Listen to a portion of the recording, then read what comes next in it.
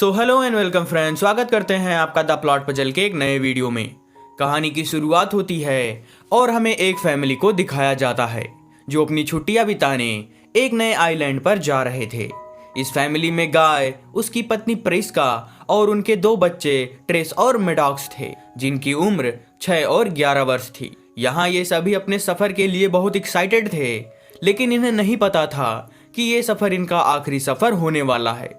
कुछ देर की ड्राइविंग के बाद ये सभी अनामिका नाम के रिजॉर्ट में पहुंच जाते हैं, जहां होटल मैनेजर इनका स्वागत करता है और उन्हें एक खास तरह की वेलकम ड्रिंक भी पिलाई जाती है। इसके बाद वो सभी इस खूबसूरत आइलैंड को घूमने निकल जाते हैं, जहां ट्रेंट की मुलाकात होटल मैनेजर के भांजे इडली से होती है और कुछ ही देर बाद वो दोनों अच्छे दोस्त भी बन जाते हैं। ये सभी समंदर के किनारे पर घूम रहे थे, जहां ट्रेंट को एक पुलिस ऑफिसर भी मिलता है जो उसी बीच पर अपनी वेकेशन मनाने आया हुआ था। वहीं दूसरी तरफ मेडॉक्स किसी से दोस्ती नहीं कर पा रही थी। खैर, इनके पेरेंट्स का रिश्ता भी कुछ ठीक नहीं था, क्योंकि प्रिस्का गाय को डिवोर्स देना चाहती थी और साथ ही उसके पेट में एक छोटा सा ट्यूमर भी है। और इसी बात पर ये दोनों झगड़ने लगते हैं और ये सारी बातें इनके बच्चों को भी पता चल जाती है। वहीं अगली सुबह ये सभी नाश्ता कर रहे थे, तब होटल का मैनेजर इनके पास आता है और इन्हें बताता है कि इस आइलैंड पर एक और प्राइवेट बीच है जिसकी खूबसूरती इससे भी ज्यादा है, लेकिन उस बीच पर बहुत कम लोगों को जाने का मौका मिलता है। लेकिन आप लोग उन लकी लोगों में से एक हो जिन्हें उस बीच पर जाने का मौका मिलेगा। अब इस बात को सुनकर वो पूरी फैमिली खुशी से झूम उठती है, लेकिन तभी वहां पेट्रिसिया नाम की औरत को दौरा पड़ने लगता है, जिसे उसका हस्बैंड जेरिन उसकी मदद करने की कोशिश करता है और कुछ ही देर बाद पेट्रिसिया ठीक हो जाती है। वहीं आगे हम तीसरी फैमिली को देखते हैं, जिसमें डॉक्टर चार्ल्स, मां मैग्सन और उसकी वाइफ क्रिस्टल के साथ उसकी 6 साल की बेटी कैरा थी। यहाँ क्रिस्टल एक मॉडल है और वो हमेशा अपनी सुंदरता को निहारा करती है। अब ये सभी इस प्राइवेट बीच पर जाने के लिए चुने गए थे। कुछ देर बाद उनकी बस भी आ जाती है और वो सभी अपने रोमांचक सफर पर निकल जाते हैं, लेकिन ड्राइवर कुछ ही दूरी पर जाकर बस रोक देता है और अब वो सभी पैदल ही आगे का सफर तय करेंगे। कुछ ही देर बाद वो सभी उस बीच पर पहुंच जाते हैं, जो चारों तरफ से ऊंची चट्टानों से घिरा हुआ बहुत खूबसूरत दिख रहा था। वहीं उस बीच पर पहले से ही एक आदमी मौजूद था, जहां उसे देखते ही मेडॉक्स पहचान लेती है, क्योंकि वो एक फेमस रैपर था। सभी लोग बीच पर एंजॉय करने लगते हैं, लेकिन यह जगह काफी अजीब थी, जैसे यहाँ के पानी में एक भी मछली नहीं थी और इस बीच पर एक अजीब सा सन्नाटा पसरा हुआ था। लेकिन इन सबसे अनजान बच्चे हाइड एंड सीक खेलने लगते हैं और ट्रेंट छिपने के लिए पानी में चला जाता है, लेकिन पानी के अंदर उसे एक लड़की की लाश दिखती है जो बहते हुए बीच के तरफ आ रही थी। अब उस लाश को देखकर सभी लोग बहुत डर जाते हैं।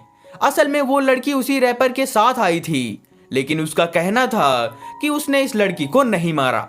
वो रैपर उन्हें बताता है कि वो लड़की बीच पर तैरने गई थी और तब से मैंने उसे नहीं देखा।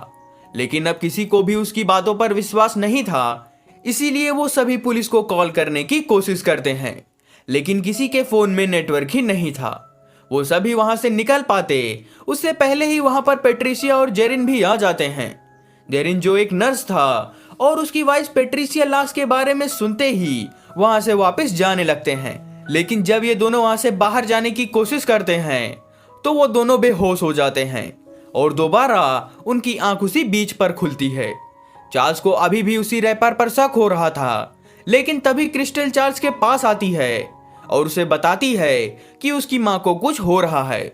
चार्ल्स की मदर पहले से ही बूढ़ी थी और यहाँ उम्र बढ़ने की वजह से थोड़ी ही देर में उनकी मौत हो जाती है, जो देखकर सभी लोग काफी कंफ्यूज हो जाते हैं।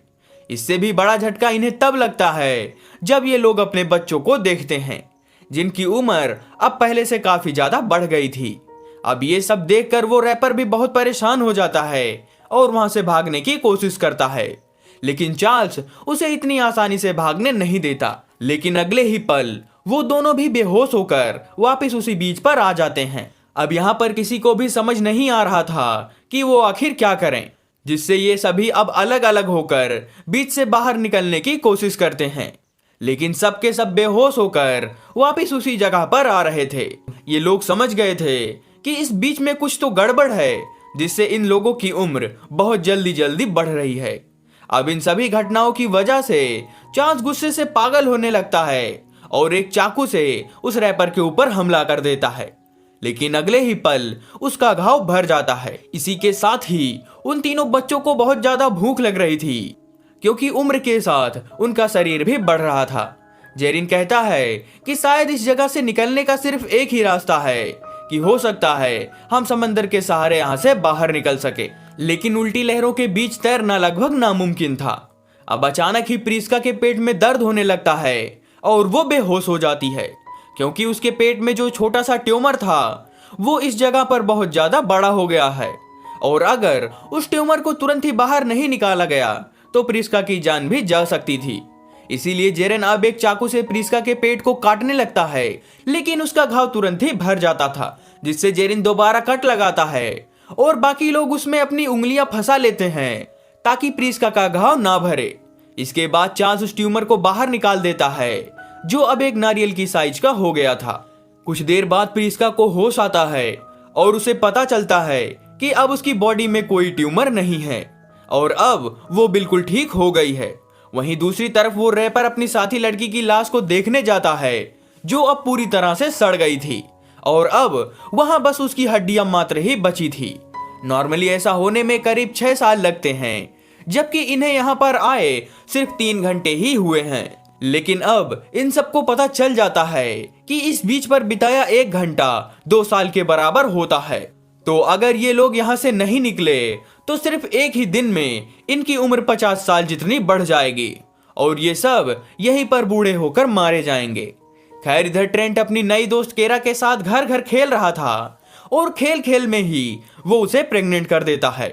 बाकी ये लोग देखकर और भी शौक हो जाते हैं जब केरा का बच्चा उसके पेट में बढ़ रहा था, जिससे कुछ ही मिनटों में केरा की डिलीवरी हो जाती है और उसका बच्चा भी इस दुनिया में आ जाता है।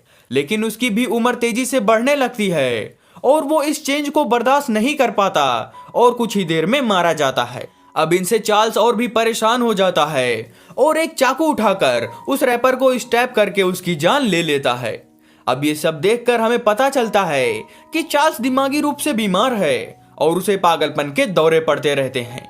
जेरिन अब डिसाइड करता है कि वो समुद्र के रास्ते तैरकर यहाँ से बाहर निकलेगा और इन सब के लिए मदद लेकर आएगा। जेरिन के जाने के बाद सभी लोगों को रियलाइज होता है कि उन सब में हर किसी को कोई ना कोई बीमारी जरूर है। जैसे प्रिस्का को ट्यूमर था, चार्ल्स दिमागी रूप से बीमार है, उस रैपर के नाक से खून आता था, क्रिस्टल को कैल्शियम की कमी थी और पेट्रिसिया को मिर्गी के दौरे पड़ते थे। लेकिन अजीब बात यह थी कि जब से पेट्रिसिया इस बीच पर आई है उसे एक भी बार दौरा नहीं आया। अब उन सबको लगने लगता है कि उन सब पर कोई एक्सपेरिमेंट किया जा रहा है और इन सब में वो होटल ओनर भी मिला हुआ है, जिसे पहले ही इनकी बीमारियों का पता था और उसी ने जानबूझकर इन लोगों को इस बीच पर भेजा था।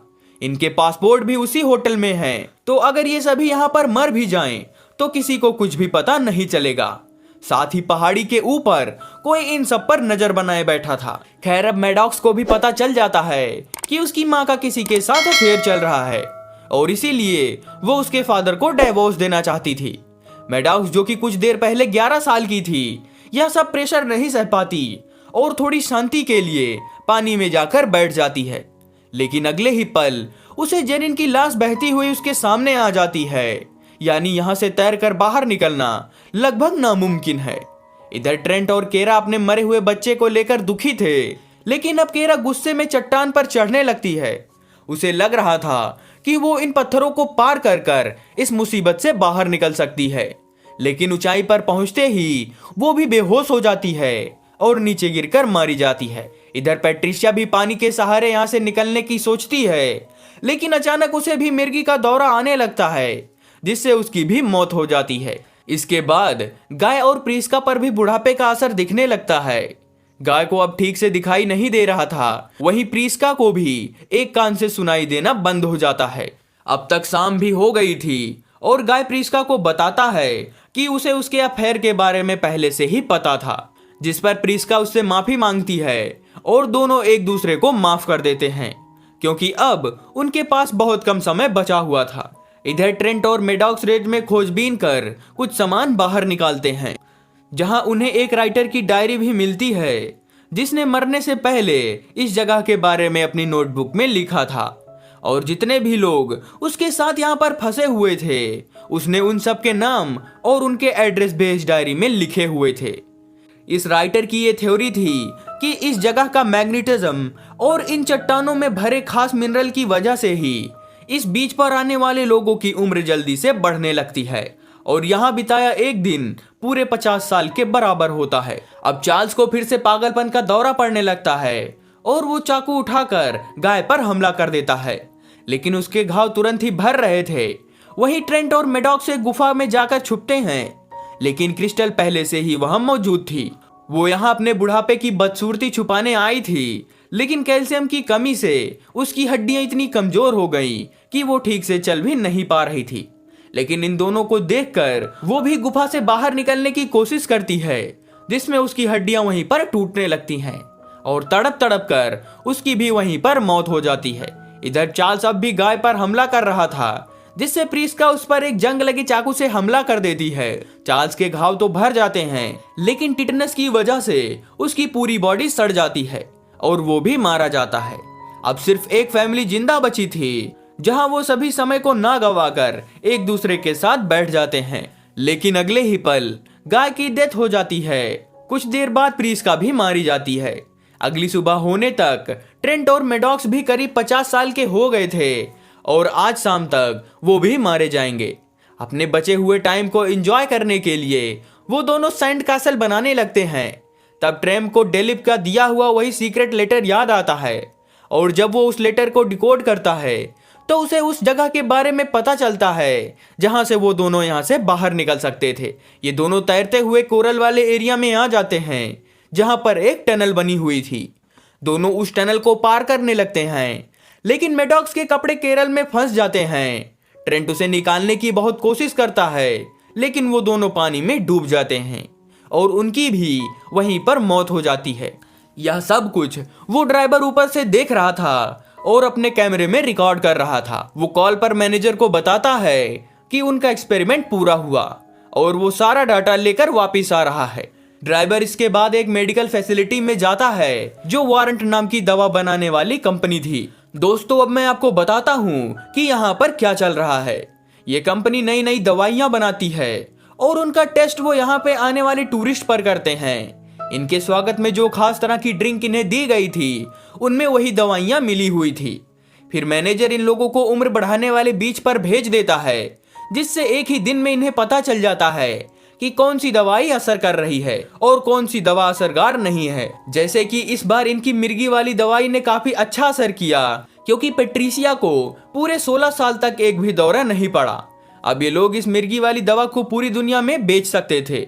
बेसिकली जिस टेस्ट को करने में इनकी पूरी जिंदगी निकल जाती, वो टेस्ट ये लोग एक ही दिन में करके देख लेते हैं और अब तक ये लोग ऐसे 73 टेस्ट कर चुके हैं। अपने दवा की सक्सेस के बाद ये लोग कल दूसरे टूरिस्ट को बीच पर भेजने की तैयारी करने लगते हैं, लेकिन हमें पता चलता है कि ट्रेंट और मेडॉक्स तो अभी जिंदा हैं। वो सही सलामत उस कोरल गुफा से बाहर आ जाते हैं और सीधा उसी पुलिस ऑफिसर के पास जाते हैं जो कि ट्रेंट को मूवी की शुरुआत में मिला था। ट्रेंट उसे वो नोटबुक दिखाता है जिसमें मरे हुए लोगों के नाम और उनके एड्रेस भी लिखे हुए थे। वो ऑफिसर इन लोगों के बारे में स्टेशन से पूछताछ करता है और उसे पता चलता है कि ये सभी लोग लापता हैं, यानी कि ट्रेंट और मेडॉक्स सच बोल रहे हैं। इसके बाद वो ऑफिसर होटल पर छापा मार देता है और होटल के मैनेजर के साथ बाकी लोगों को भी अरेस्ट कर लिया जाता है और अब वारन कंपनी का भी सारा सच इस दुनिया के सामने आ जाता है। ट्रेंट और मेडॉक्स को हेलीकॉप्टर के जरिए यहाँ से वापस ले जाया जाता है और इसी के साथ इस मूवी की एंडिंग हो जाती है। If you like the video then please subscribe.